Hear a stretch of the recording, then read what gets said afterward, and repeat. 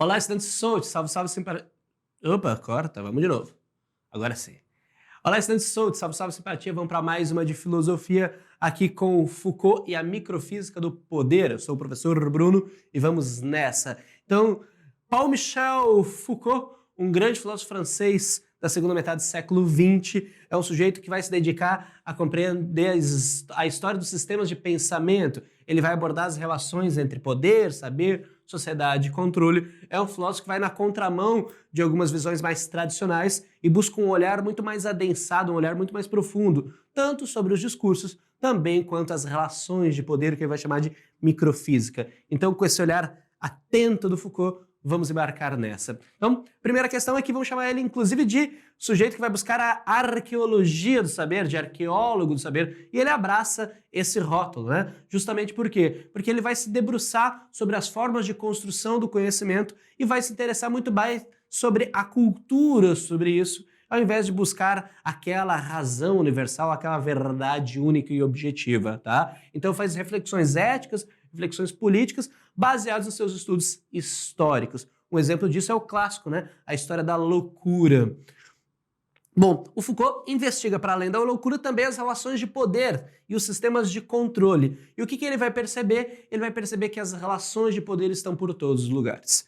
De maneira clássica, era muito comum você observar o poder como partindo do Estado, como, por exemplo, na análise do sociólogo Max Weber, certo? Ou então do outro sociólogo Durkheim. O que nós temos para o Foucault é que o poder está por todos os lados. O poder está dentro, o poder está fora, o poder está ao lado, o poder está abaixo ou acima do Estado. Nós temos as relações que ele vai chamar de microfísica do poder. Então, para ele, o poder é estabelecido através do consentimento e da obediência, e não apenas por uma imposição estatal ou jurídica. Nós não temos apenas poder por lei ou poder do Estado. Nós temos relações de poder em vários níveis, formando uma espécie de teia de relações de poder que estão baseadas em consentimento, em aceitar, ou então de obediência, e não ter como escapar dessas relações de poder. Então, não é de apenas um grupo, não é apenas do Estado, não é exclusivo, todos nós estamos imersos em relações de poder. Foucault, então, trabalha com a ideia de microfísica do poder, disseminada por todos os lados e, veja, o poder do Estado, que por muito tempo foi observado como grande, a origem do poder, é apenas uma das formas da qual é manifestado. Mas nós temos muitas outras que formam, como já dissemos, uma teia de poderes. Por exemplo, né, a disciplinarização dos corpos não é exclusiva do Estado. Ela está ancorada em várias instituições e transita por toda a estrutura social. Os micropoderes investem sobre o corpo, ao discipliná-los, otimizam o seu desempenho. Então veja, não é apenas o Estado que lida com isso, mas sim a sociedade como um todo que vai colocando práticas de como você deve se comportar, de como você deve se situar em determinados lugares e vai atuando para moldar os indivíduos àquela determinada configuração, certo? Não são apenas as intervenções estatais que fazem isso. Muito bem. Ainda, a gente pode conversar da microfísica ao biopoder. O que é o biopoder? É que o poder vai justamente tentar coordenar o corpo, a vida. Então ele vai perceber que o corpo é o principal alvo do poder e aí você vai unir a disciplina, a vigilância e a normalização dos corpos. Tá? Então, qual o objetivo aqui? A disciplina é treinar o corpo para ser eficiente, é treinar o corpo para que ele possa garantir que ele se comporte de acordo com os padrões, para que ele siga aqueles padrões, tá? A normalização é comparar o corpo com uma norma ideal e obrigá-lo a atingir este modelo. Então você vai tirando os sujeitos com as suas diferenças, com as suas particularidades e passando por um processo de triturador, né? Ou melhor, por um molde único na qual todos terminam da mesma maneira, como aqui, semelhante na imagem. Então ele vai pensar que essas relações de poder elas têm como principal alvo o corpo. Esse é um dos focos do Foucault. Né? E ele vai perceber, então, uma grande mudança no processo de disciplinamento após o século XIX. Então ele vai perceber que, enquanto essas micro-relações de poder moldavam individualmente os corpos, o Estado começa a perceber que ele pode moldar de maneira mais ampla os corpos. Então, justamente, ele vai fazer políticas de disciplinamento para moldar os corpos, que aí estaria a origem do biopoder. né, políticas do Estado de controle do corpo. Como por exemplo, né, aqui nós temos as formas como você deveria se sentar numa escola francesa. O Estado colocando as regras para que você torne os corpos mais dóceis e mais úteis ao mesmo tempo. Da microfísica ao biopoder ainda, a gente pode perceber que o Estado passa a empregar discursos da ciência, da racionalidade, ou seja, um Estado técnico para implementar essas medidas de controle de molde. Tá? Em nome da vida, inclusive em nome da preservação da vida, você vai ter políticas de eliminação e de erradicação daquilo que é considerado ameaça ao correto. Como é que a gente pode perceber isso de uma maneira mais direta? Muito bem, né? Justamente como a gente tem com o saber médico, que vai excluir aqueles que são considerados insanos, aqueles que não têm um comportamento adequado, né? Justamente com um controle bem rígido da loucura.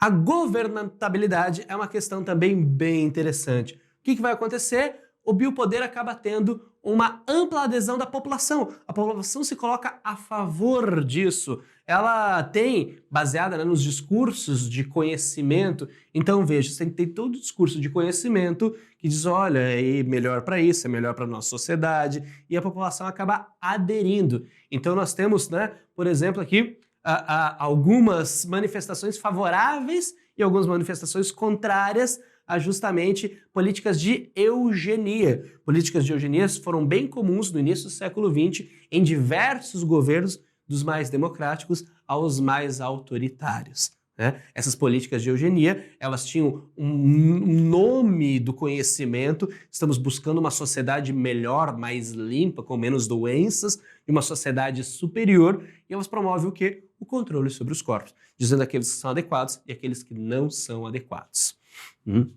Foucault analisa ainda o sistema penal e analisa as transformações do sistema penal ao longo da história. E ele vai perceber que tem uma evolução. A evolução passa de simplesmente a punição violenta, como os crimes que eram punidos com enforcamento, ou mesmo com a guilhotina, se você for pensar lá atrás, para uma vigilância constante. Então, menos violência crua e muito mais a vigilância constante. É um modelo que é muito mais disciplinar e controlador. Então, ele introduz o conceito de sociedade disciplinar, na qual justamente o poder vai ser exercido por meio de técnicas de vigilância, de disciplina e de normalização. Por exemplo, a lógica que você tinha para os hospícios vai ser utilizada também em prisões, mas também em hospitais e até mesmo em escolas. Como na imagem aqui, é uma escola, parece muito mais um presídio. Porque essas estruturas, elas vão servir para que você tenha corpos dóceis, úteis e obedientes.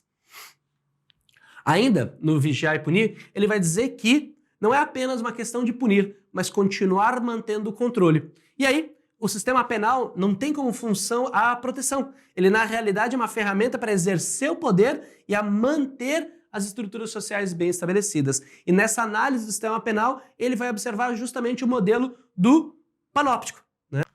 Para o Foucault, onde há poder, há resistência. Essa é uma ideia muito interessante para perceber que a resistência é fundamental para estudar as relações de poder. Sempre que há um poder estabelecido ou tentando se estabelecer, há uma relação de resistência maior ou menor. São diversas. Podem ser as resistências individuais, podem ser coletivas, elas podem ser resistências pacíficas, podem ser violentas, podem ainda ser abertas ou ser resistências secretas, dependendo justamente de como se configura este poder. É importante perceber a resistência sempre como presente. Isso é fundamental para o Foucault.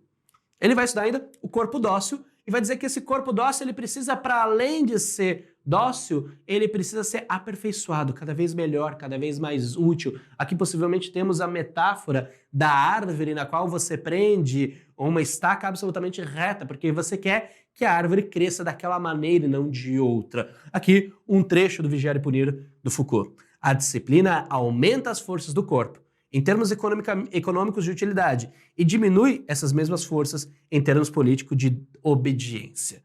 Então, aumenta a utilidade e vai aumentar também a obediência, segundo o Foucault. Tá? E aí ele trabalha também com a ideia do panóptico. O panóptico é uma ideia do filósofo britânico e utilitarista, o Bentham, que seria um modelo arquitetônico na qual você tem uma torre de vigilância ao centro. Essa torre de vigilância emite uma luz constante, fazendo com que nas celas os prisioneiros nunca saibam se tem alguém olhando para eles ou não. Eles não conseguem observar e se sentem constantemente vigiados, né? Cria essa sensação de estar sempre observado. E aí Foucault passa a analisar essa proposta. Quando Bentham cria essa proposta, dizia que seria uma proposta que iria o quê? Diminuir custos, fazer com que apenas um guarda pudesse dar conta de muitos prisioneiros. Então uma filosofia utilitarista. Como é que a gente vai controlar mais prisões com menos pessoas? Tá? Agora, o que o Foucault vai perceber? Ele vai perceber que nessas estruturas de poder, nessa estrutura do panóptico, a vigilância acaba sendo internalizada pelos próprios indivíduos, tá? Gera um efeito de autorregulação. Como o tempo todo pode estar alguém me observando, pode estar alguém me vigiando, eu tenho que me autorregular. Não preciso escutar não preciso ver a pessoa, não preciso escutar a sirene, o tempo todo eu posso estar sendo vigiado. Eu estou agindo de maneira com as expectativas estabelecidas. Não apenas por meio de uma punição imediata, mas porque eu acabo internalizando as normas.